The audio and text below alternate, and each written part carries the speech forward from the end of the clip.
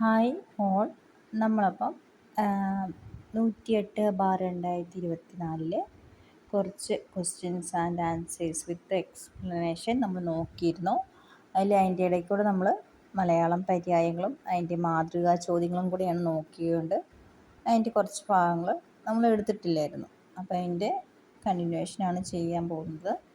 74ാമത്തെ ക്വസ്റ്റ്യനാണ് നോക്കുന്നത്. അപ്പം കാണാത്തവരുണ്ടെങ്കിൽ നമ്മുടെ ചാനൽ കയറിയിട്ട് ടൈപ്പിസ്റ്റിൻ്റെ അണ്ടറിൽ കയറിയിട്ട് ഓരോ വീഡിയോസും എല്ലാം നമ്മൾ കാണുക, ശ്രദ്ധിക്കുക, എന്നിട്ട് പഠിച്ചെടുക്കാനായിട്ട് ശ്രദ്ധിക്കുക. 74ാമത്തെ ക്വസ്റ്റ്യൻ നോക്കാം. You must get some more questions dash you can complete your project. Question ഒന്നും കൂടെ. You must get some more questions dash you can complete your project. Option A, whereas.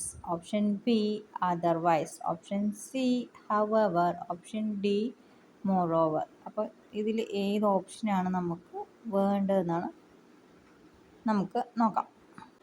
Answer വരുന്നത് ഓപ്ഷൻ ബി അതർവൈസ് ആണ്. Option B otherwise. അതായത് otherwise എന്ന് പറഞ്ഞാൽ എന്താ? Otherwise അല്ലെങ്കിൽ എന്നൊരർത്ഥമാണ് വരുന്നത്. You must get some more questions, നിനക്ക് കുറച്ചും കൂടി ക്വസ്റ്റ്യൻ കിട്ടിയിരുന്നെങ്കിൽ. Otherwise you can complete your project, നിങ്ങൾക്ക് നിൻ്റെ പ്രോജക്റ്റ് കംപ്ലീറ്റ് ചെയ്യാൻ സാധിക്കില്ലായിരുന്നു. അതർവൈസ് എന്ന് പറഞ്ഞാൽ അല്ലെങ്കിൽ എന്നൊരു അർത്ഥമാണ് വരുന്നത്. വേറസ് എന്ന് വെച്ചാൽ അതേസമയം, എന്നാൽ, അങ്ങനെ എന്നൊരു അർത്ഥമാണ് വരുന്നത്. അപ്പോൾ അവിടെ വേറസ് വരില്ല. അതേപോലെ തന്നെ ഹവോവർ എന്ന് പറഞ്ഞാൽ എന്നിരുന്നാലും എന്നൊരു ഓപ്ഷനേ അവിടെ ആവശ്യമേ ഇല്ല. അതേപോലെ തന്നെ മോറോവർ എന്ന് പറഞ്ഞാൽ അത് കൂടാതെ, അതില്ലാതെ എന്നൊരു മീനിങ് ആണ് വരുന്നത്. അപ്പോൾ നമ്മുടെ ക്വസ്റ്റ്യൻ എന്താണ്? You must get some more questions. അപ്പോൾ നിനക്ക് കുറച്ചുകൂടി ക്വസ്റ്റ്യൻ കിട്ടിയിരുന്നെങ്കിൽ അല്ലേ? അതർവൈസ് എന്നിരുന്നാൽ, അതല്ലെങ്കിൽ എന്താണ്? You can complete your project കിട്ടിയായിരുന്നെങ്കിൽ, അല്ലെങ്കിൽ എന്താണ്? നിൻ്റെ പ്രോജക്റ്റ് നിനക്ക് കംപ്ലീറ്റ് ചെയ്യാൻ സാധിക്കില്ലായിരുന്നു എന്നൊരു അർത്ഥം വരണമെങ്കിൽ അതർവൈസ് മാത്രമേ അത് ചൂസാക്കാൻ പറ്റുള്ളൂ. അതുകൊണ്ടാണ് ആൻസർ ഓപ്ഷൻ ബി വരാനുള്ളൊരു കാരണം. 75ാമത്തെ question. If I had known that you were coming. If I had known that you were coming. Option A, I would have prepared your favorite dishes. Option B, I would receive you at the railway station. Option C, I will take you to some important destination. Option D, I would ask you to bring some sweets. അപ്പോൾ എന്താണ്?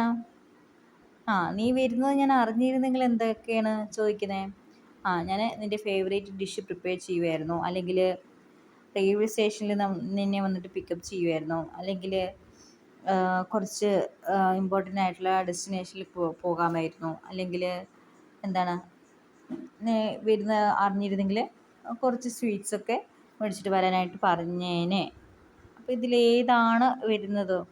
നമ്മുടെ ആൻസറായിട്ട് വരുന്നത് option A, I would have prepared your favourite dishes എന്നതാണ് നമ്മുടെ ആൻസറായിട്ട് വരുന്നത്. 76ാമത്തെ question. Fill in the blank with the correct reported speech. അപ്പം കറക്റ്റ് റിപ്പോർട്ടഡ് സ്പീച്ച് ഏതാണെന്നാണ്. She asked me dash. അപ്പം എന്ത് ചോദിച്ചു എൻ്റെ അടുത്ത്? Option A, if I needed lunch. Option B, do you come with me. Option C, does she visit the place often. Option D, do you like pizza. അപ്പോൾ ഇതിലേതാണ് answer വരുന്നത്? Reported സ്പീച്ചിലോട്ടാണ്. അപ്പോൾ ആൻസറായിട്ട് വരുന്നത് option A, if I needed lunch. അപ്പോൾ എന്തുകൊണ്ടാണ് option A ആൻസറായിട്ട് വരാനുള്ളൊരു കാരണം? ബാക്കി 3 ഓപ്ഷനും നോക്കിയാൽ അറിയാം എന്താണ്. അതെല്ലാം ഒരു ക്വസ്റ്റ്യൻ ടൈപ്പിലാണ് അല്ലേ? ക്വസ്റ്റ്യൻ ടൈപ്പ് വരുമോ റിപ്പോർട്ടഡ് സ്പീച്ചിൽ? ഇല്ല. അപ്പോൾ എൻ്റെ അടുത്ത് ഒരാൾ വന്നൊരു കാര്യം ചോദിക്കുന്നു. അപ്പം ഞാൻ ചോദിക്കുന്നതിനുള്ളൊരു മറുപടി പറയണം. എന്നിട്ട് ഞാൻ വേറെ അടുത്ത എൻ്റെ ഫ്രണ്ടിനോട് പറയുകയാണ്, അവരെൻ്റെ അടുത്ത് ചോദിച്ചിരുന്നു എന്ന് പറയുകയാണ്. അപ്പം അത് ഈ ഒരു ക്വസ്റ്റ്യൻ രീതിയിലായിട്ട് വരുമോ? ഒരിക്കലുമില്ല. അതിനെയാണ് നമ്മൾ റിപ്പോർട്ടഡ് സ്പീച്ച് എന്ന് പറയുന്നത്. അപ്പം അവിടെ അവിടെ ക്വസ്റ്റ്യൻ ഡു ഡസ് എന്ന പോലത്തെയുള്ള ഒരു സഹായ ക്രിയകളൊന്നും വരികയില്ല. ഇപ്പം നമുക്ക് കുറച്ച് അതിൻ്റെ ഒരു വേണമെങ്കിൽ എക്സ്പ്ലനേഷൻ നോക്കാം. അപ്പോൾ നമ്മൾ ഫസ്റ്റ് ഷീ ആസ്ക്ഡ് മീ, അതിൻ്റെ അവിടെ ഫസ്റ്റ് ഓപ്ഷൻ ഞാൻ പറഞ്ഞു ഓൾറെഡി, ഫസ്റ്റ് ഓപ്ഷനാണ് ആൻസർ എന്ന് പറഞ്ഞു. അതിൽ സെക്കൻഡ് ഓപ്ഷൻ എന്താണ്? Do you come with me, ഒരിക്കലും വരില്ല. എന്താണ് അവിടെ ഡു യു എന്നതിൻ്റെ അവിടെ ഐ കെയിം വിത്ത് ഹർ എന്ന് ആയിരുന്നെങ്കിൽ വന്നിട്ടുണ്ടാവും. അതിൻ്റെ ആൻസർ എന്താണ്? ഇങ്ങനെയാണ്. ഇപ്പം നമ്മൾ റിപ്പോർട്ടിലോട്ട് മാറ്റുമ്പോൾ എന്താ പറയുക?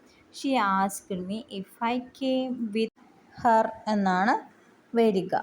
അതിൽ does she visit this place often അല്ലേ? മൂന്നാമത്തെ ഓപ്ഷൻ സി. ഇതെന്താണ്? ഇതൊരു ചോദ്യമാണ് അല്ലേ? ചോദ്യമാണ് അവിടെ. അല്ലെങ്കിൽ എങ്ങനെ ചോദിക്കണം? She asked me if she visited this place അല്ലേ? അങ്ങനെ ചോദിച്ചാണെങ്കിൽ അതൊരു കറക്റ്റ് റിപ്പോർട്ടഡ് ക്വസ്റ്റ്യൻ ആയിട്ടുണ്ടാവും. അല്ലെങ്കിൽ എന്താണ് അവിടെ? അല്ലെങ്കിൽ ഷീ ആസ്ക്ഡ് മീ വെദർ, അല്ലെങ്കിൽ ഇഫ് അല്ലെങ്കിൽ വെദർ ആണ് ചേർക്കുന്നതെങ്കിൽ നമുക്കത് റിപ്പോർട്ടഡ് സ്പീച്ച് ആയിട്ട് പറയാം. അവിടെ ഒരു ഡൂവും ഡസും ഒക്കെ എന്താണ്? ഓക്സിലറി വെർബ്സ് ആണ്. അതിൻ്റെ കൂടെ നമ്മൾ റിപ്പോർട്ട് സ്പീച്ചായിട്ട് പറയാനായിട്ട് സഹായിക്കില്ല, സഹായക്രിയകളാണ്. അപ്പോൾ അത് റിപ്പോർട്ട് സ്പീച്ചിന് ഇതിൻ്റെ ആവശ്യമില്ല, സഹായക്രിയയുടെ ഒന്നും ആവശ്യമില്ല. അതുകൊണ്ടാണ് അത് തെറ്റായിട്ട് വരാനുള്ളൊരു കാരണം. അതേപോലെ ഇനി ശ്രദ്ധിക്കേണ്ട ഒരു കാര്യം എന്ന് വെച്ചാൽ, നമ്മൾ യെസ് ഓർ നോ ചോദ്യത്തെ റിപ്പോർട്ട് ചെയ്യുമ്പോൾ അവിടെ മസ്റ്റായിട്ട് ഇഫ് അല്ലെങ്കിൽ വെദർ ആയിരിക്കണം വേണ്ടത് കേട്ടോ, യൂസ് ചെയ്യേണ്ടത്.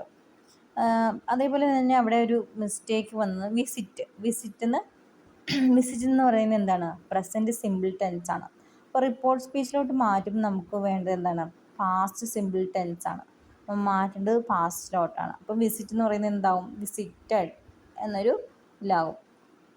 ചോദ്യരൂപത്തിലുള്ള വാക്യഘടന മാറ്റിയിട്ട് ഒരു സാധാരണ പ്രസ്താവനയുടെ രൂപത്തിലേക്ക് മാറ്റണം. അപ്പോൾ മാത്രമേ എന്താകുള്ളൂ? Report speech ആകുകയുള്ളൂ.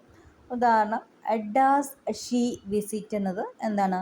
ഷീ വിസിറ്റഡ് എന്നാക്കിയായിരുന്നെങ്കിൽ കറക്റ്റായിട്ടുണ്ടാവും. അതേപോലെ തന്നെ ലാസ്റ്റത്തെ option do you like pizza, അതിൽ ഡു എന്ന് പറയുന്നത് സഹായക്രിയയാണല്ലോ. അപ്പം റിപ്പോർട്ടിലോട്ട് മാറ്റുമ്പോൾ ഐ എന്താണ്? She asked me if I liked pizza.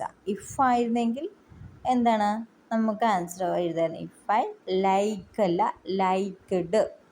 Okay, പാസ്റ്റിൽ ഇട്ടാകുമ്പം ലൈക്ക്ഡ് പിസ്സ എന്നതായിരുന്നെങ്കിൽ ആൻസർ ശരിയായെന്ന് പറയാം. ഓക്കെ, 77ാമത്തെ ക്വസ്റ്റ്യൻ നോക്കാം. By the time we reached home the thief dash the spot.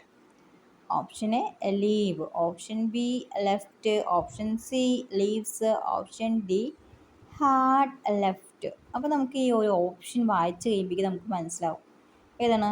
രണ്ടെണ്ണം ഔട്ടാവും, എയും സിയും. ലീവും ലീവ്സും വരില്ല, അത് നമുക്കറിയാം, വരില്ല. By the time we reach the home the thief എന്താണ്? ലെഫ്റ്റ് ആണോ ഹാഡ് ലെഫ്റ്റ് ആണോ എന്നൊരു സംശയം തോന്നും നമുക്ക് അല്ലേ? എത്തിയപ്പോഴേക്കും അതെന്താണ്? ഭൂതകാലത്തെ ഒരു പ്രത്യേക സമയത്തെ സൂചിപ്പിക്കുന്നുണ്ട് അല്ലേ? By the time we reach home, അതെന്താണ്? By the time we reach home എന്ന് പറയുന്ന ഒരു ഭൂതകാലത്ത് നടന്ന ആ ഒരു സമയത്തെ അവിടെ സൂചിപ്പിക്കുന്നുണ്ട്. അപ്പോൾ അത് ഭൂതകാലത്ത് നടന്ന അവിടെ എന്ത് ചെയ്യണം? പൂർണ്ണക്രിയ എന്നത് ഏതാണ്? ഒരെണ്ണം മാത്രമേ ഉള്ളൂ, അതാണ് ഓപ്ഷൻ ഡി ഹാഡ് ലെഫ്റ്റ്. അപ്പം ഞങ്ങൾ എത്തിയപ്പോഴേക്കും എന്താണ്? കള്ളൻ പോയിരുന്നു അല്ലേ? By the time we reach the home the thief had left the spot. അപ്പം ഞങ്ങൾ എത്തിയപ്പോഴേക്ക് കള്ളൻ പോയിരുന്നു എന്ന് പറയണമെങ്കിൽ ആ ഒരു പൂർണ്ണക്രിയ എന്നത് ഹാഡ് ലെഫ്റ്റ് ആണ് എന്നത് ഓർത്തു വയ്ക്കേണ്ടതാണ്. 78ാമത്തെ question, fill in the blank using an article. അപ്പം ഒരു ആർട്ടിക്കിൾ യൂസ് ചെയ്തിട്ട് ഫില്ല് ചെയ്യാനാണ്. ക്വസ്റ്റ്യൻ നോക്കാം. Ramesh is a dash MBA graduate. Option A, option B an, option C the, option D of. അപ്പോൾ ഇതിലേത് ആർട്ടിക്കിളാണ് കറക്റ്റ് ആയിട്ടുള്ളതെന്ന് നോക്കാം. ഇപ്പം Ramesh is a dash MBA graduate, answer വരുന്നത് ഓപ്ഷൻ ബി ആൻ ആണ്. ശരിക്കും നമുക്ക് എന്താണ് എ ആണോ എന്ന് തോന്നും. എന്തുകൊണ്ടാണ്? ആൻ പേരില്ല.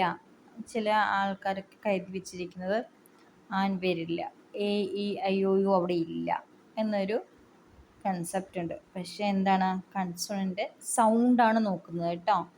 എം എം എ എന്നൊരു സൗണ്ടാണ് വരുന്നത്. ആ സൗണ്ട് ഉള്ളതുകൊണ്ടാണ് അവിടെ ആൻ വരാനുള്ള ഒരു കാരണം. ജസ്റ്റ് ഒന്ന് അറിയാത്തവർക്ക് വേണ്ടി ഞാനൊന്ന് പറഞ്ഞതേ ഉള്ളൂ. ഇത് ഏറ്റവും സിമ്പിളായിട്ടുള്ളൊരു ക്വസ്റ്റ്യൻ കൂടിയാണ്. അടുത്ത 79ാമത്തെ ക്വസ്റ്റ്യൻ നോക്കാം. His explanation was so complicated that only dash students responded to his queries in the interactive section. Option A few. Option B, little. Option C, the little. Option D, a little. അപ്പം എന്താണ് അവൻ്റെ explanation എന്ന് പറയുന്നത് എന്താണ്, complicated ആയിരുന്നു. പിന്നെ എന്ത് സംഭവിച്ചു? അപ്പം സ്റ്റുഡൻസ് റെസ്പോണ്ട് ചെയ്തു, അദ്ദേഹത്തിൻ്റെ ക്വറീസ് റെസ്പോൺസ് ചെയ്തു. ഇപ്പം ഇൻട്രാക്റ്റീവ് സെക്ഷനിൽ. അപ്പോൾ അവിടെ എന്താ വരിക? എ ഫ്യൂ ആണോ, ലിറ്റിലാണോ, ദ ലിറ്റിലാണോ, എ ലിറ്റിലാണോ? സ്വാഭാവികമായിട്ടും ഇതിൻ്റെ ആൻസറൊക്കെ വരുമ്പോൾ ദ ലിറ്റിൽ, ഓപ്ഷൻ സി എഴുതാനൊരു ചാൻസ് ഉണ്ട്. പക്ഷേ അല്ല, ഒരിക്കലും നിങ്ങൾ അങ്ങനെ എഴുതി വെക്കരുത്. ഈ സ്റ്റുഡൻസിൻ്റെ അവിടെ എന്താണ്, നമ്മൾ എ ഫ്യൂ ആണ് വേണ്ടത്. ഫ്യൂ എന്നുള്ളൊരു വേർഡാണ് അവിടെ വേണ്ടത്.